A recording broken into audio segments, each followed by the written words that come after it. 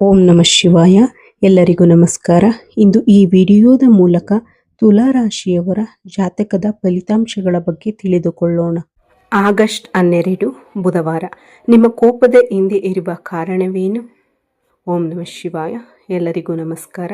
ಇಂದಿನ ವಿಡಿಯೋದಲ್ಲಿ ಈ ರಾಶಿಯವರಿಗಾಗಿ ಬಹಳ ವಿಶೇಷವಾದ ಕೆಲವು ವಿಚಾರಗಳನ್ನು ನೋಡೋಣ. ಆಗಸ್ಟ್ 12 ಬುಧವಾರದ ದಿನ ನಿಮ್ಮ ಜೀವನದಲ್ಲಿ ಯಾವ ರೀತಿಯ ಪರಿಸ್ಥಿತಿಗಳು ಎದುರಾಗಬಹುದು? ನಿಮ್ಮ ಸ್ವಭಾವದ ಬಗ್ಗೆ ಇತರರಿಗೆ ಅರ್ಥವಾಗದ ಕೆಲವು ವಿಷಯಗಳು ಯಾವುವು? ವಿಶೇಷವಾಗಿ ನಿಮ್ಮ ಕೋಪ ಬಂದಾಗ ನೀವು ಏಕೆ ಅಷ್ಟು ತೀವ್ರವಾಗಿ ಪ್ರತಿಕ್ರಿಯಿಸುತ್ತೀರಿ? ನಿಮ್ಮ ಕೋಪದ ಹಿಂದೆ ನಿಜವಾಗಿಯೂ ಯಾವ ಭಾವನೆ ಅಡಗಿದೆ? ಯಾರಾದರೂ ನಿಮ್ಮ ನಂಬಿಕೆಯನ್ನು ಮುರಿದಾಗ ನೀವು ಹೇಗೆ ವರ್ತಿಸುತ್ತೀರಿ? ಈ ಎಲ್ಲ ವಿಚಾರಗಳನ್ನು ಇಂದಿನ ರಾಶಿಫಲ ವಿವರದಲ್ಲಿ ತಿಳಿದುಕೊಳ್ಳೋಣ.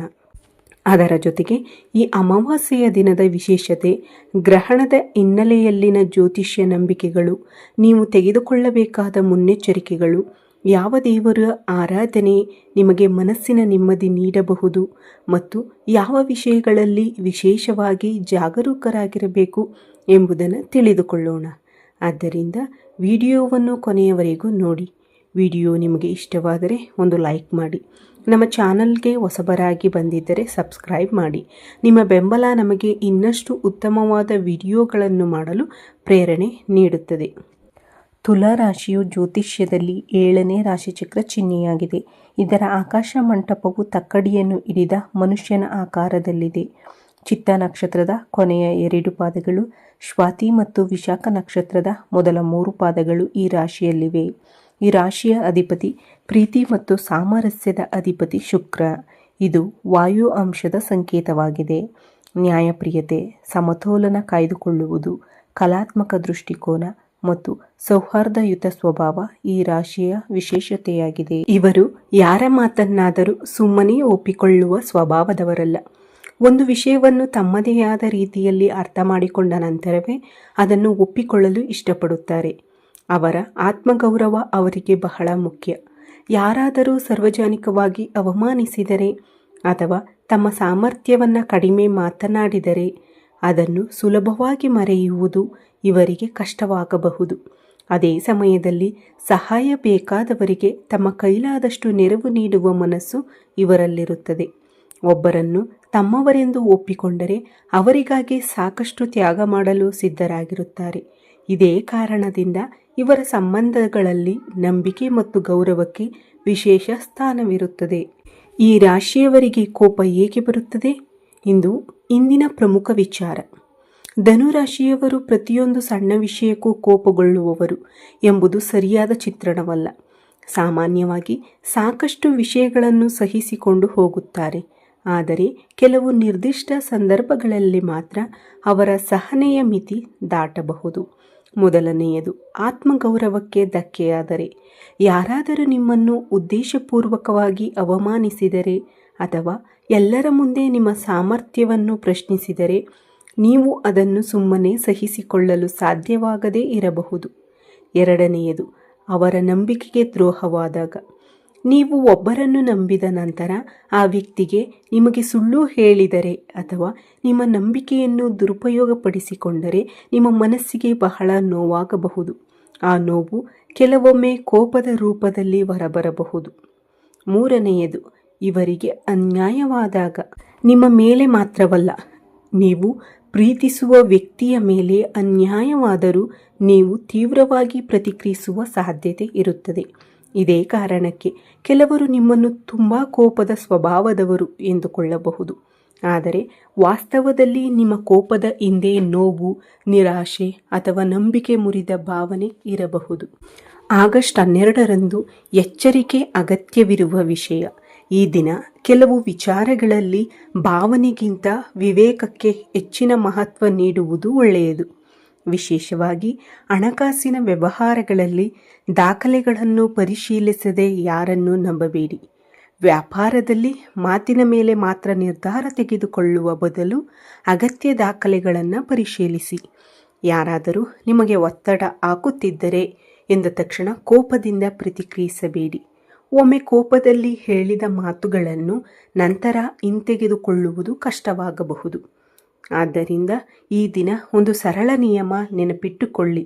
ಮೊದಲು ಯೋಚಿಸಿ, ನಂತರ ಮಾತನಾಡಿ. ನಿಮ್ಮ ಆಪ್ತರಿಂದಲೇ ನೋವಾಗುವ ಸಾಧ್ಯತೆ ಇದೆ. ಈ ರಾಶಿಯವರ ಒಂದು ವಿಶೇಷ ಗುಣವೆಂದರೆ ಅವರು ಎಲ್ಲರನ್ನೂ ಒಂದೇ ರೀತಿಯಲ್ಲಿ ತಮ್ಮ ಹತ್ತಿರಕ್ಕೆ ಬಿಡುವುದಿಲ್ಲ. ಆದರೆ ಯಾರನ್ನಾದರೂ ತಮ್ಮ ಮನಸ್ಸಿನಲ್ಲಿ ಒಪ್ಪಿಕೊಂಡ ನಂತರ ಅವರನ್ನು ಸಂಪೂರ್ಣವಾಗಿ ನಂಬುತ್ತಾರೆ. ಅದು ಸ್ನೇಹಿತರಾಗಿರಬಹುದು, ಕುಟುಂಬದವರಾಗಿರಬಹುದು, ಜೀವನ ಸಂಗಾತಿಯಾಗಿರಬಹುದು ಅಥವಾ ಬಹಳ ಹತ್ತಿರದ ವ್ಯಕ್ತಿಯಾಗಿರಬಹುದು. ಅಂತಹ ವ್ಯಕ್ತಿಯಿಂದಲೇ ನಿರೀಕ್ಷಿಸದ ವರ್ತನೆ ಬಂದಾಗ ಮನಸ್ಸಿಗೆ ಹೆಚ್ಚು ನೋವಾಗುತ್ತದೆ. ಅದರ ಪರಿಣಾಮವಾಗಿ ಕೋಪ ಹೆಚ್ಚಾಗಬಹುದು. ಆದರೆ ಇಲ್ಲಿ ಒಂದು ಮುಖ್ಯ ಎಚ್ಚರಿಕೆ ಇದೆ. ಆ ಕ್ಷಣದಲ್ಲಿ ತೆಗೆದುಕೊಳ್ಳುವ ನಿರ್ಧಾರವೇ ಶಾಶ್ವತ ನಿರ್ಧಾರವಾಗಬೇಕೆಂದಿಲ್ಲ. ಆದ್ದರಿಂದ ಸಂಬಂಧವನ್ನು ಮುರಿಯುವಂತಹ ನಿರ್ಧಾರವನ್ನು ಕೋಪದಲ್ಲಿರುವಾಗ ತೆಗೆದುಕೊಳ್ಳಬೇಡಿ. ಸ್ವಲ್ಪ ಸಮಯ ತೆಗೆದುಕೊಳ್ಳಿ, ಮೌನವಾಗಿರಿ, ನಂತರ ಪರಿಸ್ಥಿತಿಯನ್ನು ಮತ್ತೊಮ್ಮೆ ಯೋಚಿಸಿ. ಅವಮಾನವನ್ನು ಹೇಗೆ ಎದುರಿಸಬೇಕು? ಯಾರಾದರೂ ನಿಮ್ಮನ್ನು ಕೆಣಕಲು ಪ್ರಯತ್ನಿಸಿದಾಗ ತಕ್ಷಣ ಉತ್ತರ ನೀಡುವುದು ನಿಮ್ಮ ಬಲವಲ್ಲ. ಕೆಲವೊಮ್ಮೆ ಮೌನವೇ ದೊಡ್ಡ ಉತ್ತರವಾಗುತ್ತದೆ. ನಿಮ್ಮ ವಿರುದ್ಧ ಯಾರಾದರೂ ಮಾತನಾಡುತ್ತಿದ್ದಾರೆ ಎಂದು ಕೇಳಿದ ತಕ್ಷಣ ಅವರೊಂದಿಗೆ ಜಗಳಕ್ಕೆ ಹೋಗಬೇಡಿ. ಮೊದಲು ನಿಜವಾದ ವಿಷಯವೇನು ಎಂದು ತಿಳಿದುಕೊಳ್ಳಿ. ಏಕೆಂದರೆ ತಪ್ಪು ಮಾಹಿತಿಯ ಆಧಾರದ ಮೇಲೆ ತೆಗೆದುಕೊಳ್ಳುವ ಒಂದು ನಿರ್ಧಾರವು ಸಂಬಂಧಗಳಿಗೆ ಹಾನಿ ಮಾಡಬಹುದು. ನಿಮ್ಮ ಗೌರವವನ್ನು ಕಾಪಾಡಿಕೊಳ್ಳಲು ಪ್ರತಿಯೊಂದು ಮಾತಿಗೂ ಪ್ರತಿಕ್ರಿಯಿಸುವ ಅಗತ್ಯವಿಲ್ಲ. ಹಣಕಾಸಿನ ವಿಚಾರದಲ್ಲಿ ಜಾಗ್ರತೆ. ಆಗಸ್ಟ್ 12ರಂದು ಹಣದ ವಿಷಯದಲ್ಲಿ ಸ್ವಲ್ಪ ಎಚ್ಚರಿಕೆ ಇರುವುದು ಉತ್ತಮ. ಯಾರಿಗಾದರೂ ದೊಡ್ಡ ಮೊತ್ತದ ಹಣ ನೀಡುವ ಮೊದಲು ಸರಿಯಾಗಿ ಪರಿಶೀಲಿಸಿ. ವ್ಯಾಪಾರ ಅಥವಾ ಹೂಡಿಕೆಯ ವಿಷಯದಲ್ಲಿ ತಕ್ಷಣ ಲಾಭದ ಮಾತುಗಳನ್ನು ಕೇಳಿ ನಿರ್ಧಾರ ತೆಗೆದುಕೊಳ್ಳಬೇಡಿ. ನಿಮ್ಮ ಸಹಿ, ದಾಖಲೆಗಳು ಅಥವಾ ಹಣಕಾಸಿನ ಒಪ್ಪಂದಗಳನ್ನು ಓದದೆ ಒಪ್ಪಿಕೊಳ್ಳಬೇಡಿ. ಕೋಪದಿಂದ ಅಥವಾ ಒತ್ತಡದಿಂದ ಹಣಕಾಸಿನ ನಿರ್ಧಾರ ತೆಗೆದುಕೊಳ್ಳುವುದನ್ನು ತಪ್ಪಿಸಿ. ಕುಟುಂಬದ ವಿಚಾರದಲ್ಲಿ ಎಚ್ಚರಿಕೆ. ಕುಟುಂಬದಲ್ಲಿ ಸಣ್ಣ ವಿಷಯ ದೊಡ್ಡ ಚರ್ಚೆಯಾಗುವ ಸಾಧ್ಯತೆ ಇದ್ದರೆ ನೀವು ಪರಿಸ್ಥಿತಿಯನ್ನು ಶಾಂತಗೊಳಿಸುವ ಪ್ರಯತ್ನ ಮಾಡಿ. ನಿಮ್ಮ ಮಾತು ಸರಿಯಾಗಿದ್ದರೂ ಅದನ್ನು ಹೇಗೆ ಹೇಳುತ್ತೀರಿ ಎಂಬುದು ಮುಖ್ಯ. ಕಠಿಣವಾದ ಮಾತು ಸಂಬಂಧದಲ್ಲಿ ದೀರ್ಘಕಾಲದ ನೋವನ್ನು ಉಂಟು ಮಾಡಬಹುದು. ವಿಶೇಷವಾಗಿ ಮಕ್ಕಳ ಅಥವಾ ಜೀವನ ಸಂಗಾತಿಯ ವಿಷಯದಲ್ಲಿ ತಕ್ಷಣ ಕೋಪಗೊಳ್ಳುವ ಬದಲು ಅವರ ಮಾತನ್ನು ತಾಳ್ಮೆಯಿಂದ ಕೇಳಿ. ಒಬ್ಬರ ಮಾತನ್ನು ಸಂಪೂರ್ಣವಾಗಿ ಕೇಳಿದ ನಂತರ ನಿರ್ಧಾರ ತೆಗೆದುಕೊಳ್ಳುವುದು ಉತ್ತಮ. ನಿಮ್ಮ ಕೋಪವೇ ನಿಮ್ಮ ಶಕ್ತಿಯಾಗಬೇಕು.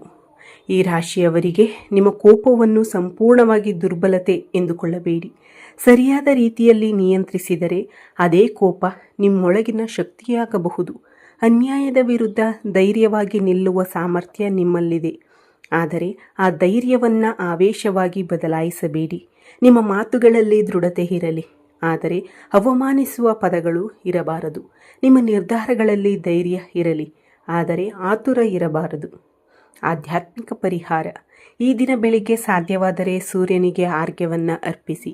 ನಂತರ ಶಾಂತವಾಗಿ 5 ನಿಮಿಷಗಳ ಧ್ಯಾನ ಮಾಡಿ. ಓಂ ಸೂರ್ಯಾಯ ನಮಃ ಎಂಬ ಮಂತ್ರವನ್ನು ಭಕ್ತಿಯಿಂದ ಜಪಿಸಬೇಕು. ಮನಸ್ಸಿಗೆ ಶಾಂತಿ ನೀಡುವ ಸಲುವಾಗಿ ಶಿವನ ಆರಾಧನೆಯನ್ನು ಮಾಡಬಹುದು. ಓಂ ನಮಃ ಶಿವಾಯ ಎಂಬ ಪಂಚಾಕ್ಷರಿ ಮಂತ್ರವನ್ನು ಜಪಿಸುವುದು ಮನಸ್ಸನ್ನು ಏಕಾಗ್ರಗೊಳಿಸಲು ಸಹಾಯ ಮಾಡುತ್ತದೆ. ನಿಮ್ಮ ಕುಟುಂಬದ ಸಂಪ್ರದಾಯಕ್ಕೆ ಅನುಗುಣವಾಗಿ ಲಕ್ಷ್ಮೀ ದೇವಿಯ ಆರಾಧನೆಯನ್ನು ಮಾಡಬಹುದು. ಸಾಧ್ಯವಾದರೆ ಹತ್ತಿರದ ದೇವಸ್ಥಾನಕ್ಕೆ ಭೇಟಿ ನೀಡಿ ದೇವರ ದರ್ಶನ ಪಡೆಯಿರಿ. ಇವೆಲ್ಲವೂ ಆಧ್ಯಾತ್ಮಿಕ ನಂಬಿಕೆಗಳ ಭಾಗವಾಗಿದ್ದು ನಿಮ್ಮ ಮನಸ್ಸಿಗೆ ನೆಮ್ಮದಿ ಮತ್ತು ಧೈರ್ಯ ನೀಡುವ ರೀತಿಯಲ್ಲಿ ಆಚರಿಸಬಹುದು. ಅಮಾವಾಸ್ಯೆಯ ದಿನದ ವಿಶೇಷತೆ. ಆಗಸ್ಟ್ 12ರ ಅಮಾವಾಸ್ಯೆಯ ಹಿನ್ನೆಲೆಯಲ್ಲಿ ಜ್ಯೋತಿಷ್ಯ ಮತ್ತು ಆಧ್ಯಾತ್ಮಿಕ ನಂಬಿಕೆಗಳಲ್ಲಿ ಈ ದಿನವನ್ನು ಆತ್ಮಪರಿಶೀಲನೆ ಮತ್ತು ದೇವರ ಸ್ಮರಣೆಗೆ ಸೂಕ್ತ ದಿನವೆಂದು ಕೆಲವರು ಪರಿಗಣಿಸುತ್ತಾರೆ. ಈ ದಿನ ಅನಗತ್ಯವಾದ ವಿವಾದಗಳಿಂದ ದೂರವಿರಿ. ಮನಸ್ಸನ್ನು ಶಾಂತವಾಗಿಟ್ಟುಕೊಳ್ಳಿ. ದಾನ ಮಾಡಲು ಸಾಧ್ಯವಾದರೆ ನಿಮ್ಮ ಸಾಮರ್ಥ್ಯಕ್ಕೆ ಅನುಗುಣವಾಗಿ ಅಗತ್ಯವಿರುವವರಿಗೆ ಸಹಾಯ ಮಾಡಿ. ಮನೆಯ ಪೂಜಾ ಸ್ಥಳವನ್ನು ಸ್ವಚ್ಛವಾಗಿಟ್ಟುಕೊಳ್ಳಿ. ಆಧ್ಯಾತ್ಮಿಕ ಚಿಂತನೆ, ಪ್ರಾರ್ಥನೆ ಮತ್ತು ಧ್ಯಾನಕ್ಕೆ ಸ್ವಲ್ಪ ಸಮಯ ಮೀಸಲಿಡಿ. ಕೊನೆಯದಾಗಿ ಒಂದು ಮುಖ್ಯ ಸಂದೇಶ. ಸಿಂಹವು ಪ್ರತಿಯೊಂದು ಕ್ಷಣವೂ ಗರ್ಜಿಸುವುದಿಲ್ಲ. ಅದು ಅಗತ್ಯವಾದ ಸಮಯದಲ್ಲಿ ಮಾತ್ರ ತನ್ನ ಶಕ್ತಿಯನ್ನು ತೋರಿಸುತ್ತದೆ ಎಂಬ ಮಾತಿದೆ. ಅದೇ ರೀತಿಯಲ್ಲಿ ನೀವು ಕೂಡ ಪ್ರತಿಯೊಂದು ಮಾತಿಗೂ ಪ್ರತಿಕ್ರಿಯಿಸುವ ಅಗತ್ಯವಿಲ್ಲ. ನಿಮ್ಮ ಮೌನವನ್ನು ದುರ್ಬಲತೆ ಎಂದು ಯಾರೂ ಭಾವಿಸಬಾರದು. ನಿಮ್ಮ ವಿವೇಕವೇ ನಿಮ್ಮ ದೊಡ್ಡ ಶಕ್ತಿ. ಕೋಪದ ಕ್ಷಣದಲ್ಲಿ ತೆಗೆದುಕೊಳ್ಳುವ ಒಂದು ತಪ್ಪು ನಿರ್ಧಾರವು ವರ್ಷಗಳ ಪರಿಶ್ರಮಕ್ಕೆ ಹಾನಿ ಮಾಡಬಹುದು. ಆದರೆ ಅದೇ ಕ್ಷಣದಲ್ಲಿ ನೀವು ನಿಮ್ಮನ್ನು ನಿಯಂತ್ರಿಸಿಕೊಂಡರೆ ಅದೇ ಪರಿಸ್ಥಿತಿ ನಿಮ್ಮ ಪರವಾಗಿಯೂ ಬದಲಾಗಬಹುದು. ಅಂತಿಮ ಫಲ. ಆದ್ದರಿಂದ ಆಗಸ್ಟ್ 12ರಂದು ಈ ರಾಶಿಯವರು ಮುಖ್ಯವಾಗಿ 3 ವಿಷಯಗಳನ್ನು ನೆನಪಿಟ್ಟುಕೊಳ್ಳಬೇಕು. ಮೊದಲನೆಯದು, ಕೋಪದಲ್ಲಿ ನಿರ್ಧಾರ ತೆಗೆದುಕೊಳ್ಳಬಾರದು. ಎರಡನೆಯದು, ಹಣಕಾಸಿನ ವ್ಯವಹಾರಗಳಲ್ಲಿ ಸಂಪೂರ್ಣ ಪರಿಶೀಲನೆ ಮಾಡಬೇಕು. ಮೂರನೆಯದು, ಸಂಬಂಧಗಳಲ್ಲಿ ಮಾತಿಗಿಂತ ಅರ್ಥ ಮಾಡಿಕೊಳ್ಳುವಿಕೆಗೆ ಆದ್ಯತೆ ನೀಡಬೇಕು. ನಿಮ್ಮ ಕೋಪವನ್ನು ನೀವು ನಿಯಂತ್ರಿಸಿದರೆ ನಿಮ್ಮ ಮುಂದೆ ಇರುವ ಅನೇಕ ಸಮಸ್ಯೆಗಳನ್ನು ಸಹ ಸುಲಭವಾಗಿ ದಾಟಬಹುದು. ನಿಮ್ಮ ಆತ್ಮಗೌರವವನ್ನು ಕಾಪಾಡಿಕೊಳ್ಳಿ, ಆದರೆ ಅದಕ್ಕಾಗಿ ನಿಮ್ಮ ಮನಸ್ಸಿನ ಶಾಂತಿಯನ್ನು ಕಳೆದುಕೊಳ್ಳಬೇಡಿ. ನಿಮ್ಮ ಶಕ್ತಿ ನಿಮ್ಮ ಧೈರ್ಯದಲ್ಲಿ ಮಾತ್ರವಲ್ಲ, ನಿಮ್ಮನ್ನು ನೀವು ನಿಯಂತ್ರಿಸಿಕೊಳ್ಳುವ ಸಾಮರ್ಥ್ಯದಲ್ಲಿಯೂ ಇದೆ. ಈ ರಾಶಿಯವರು ನಿಮ್ಮ ಜೀವನದಲ್ಲಿ ಉತ್ತಮವಾದ ದಿನಗಳು ಬರಲಿ ಎಂದು ಹಾರೈಸುತ್ತೇನೆ. ಶಿವನ ಕೃಪೆ ಮತ್ತು ಲಕ್ಷ್ಮೀದೇವಿಯ ಆಶೀರ್ವಾದ ನಿಮ್ಮ ಕುಟುಂಬದ ಮೇಲೆ ಸದಾ ಇರಲಿ. ಓಂ ನಮಃ ಶಿವಾಯ. ವಿಡಿಯೋ ನಿಮಗೆ ಇಷ್ಟವಾದರೆ ಲೈಕ್ ಮಾಡಿ, ನಿಮ್ಮ ಸ್ನೇಹಿತರು ಮತ್ತು ಕುಟುಂಬದವರೊಂದಿಗೆ ಹಂಚಿಕೊಳ್ಳಿ. ಹೊಸ ವಿಡಿಯೋಗಳಿಗಾಗಿ ನಮ್ಮ ಚಾನಲನ್ನು ಸಬ್ಸ್ಕ್ರೈಬ್ ಮಾಡಿಕೊಳ್ಳಿ. ಈ ವಿಡಿಯೋ ವೀಕ್ಷಿಸಿದ ನನ್ನ ಎಲ್ಲ ವೀಕ್ಷಕ ಬಂಧುಗಳಿಗೂ ಧನ್ಯವಾದಗಳು. ಎಲ್ಲರಿಗೂ ಶುಭವಾಗಲಿ. ಜೈ ಶ್ರೀರಾಮ್. ಹರ ಹರ ಮಹಾದೇವ್. ಜೈ ಶ್ರೀ ಕೃಷ್ಣ.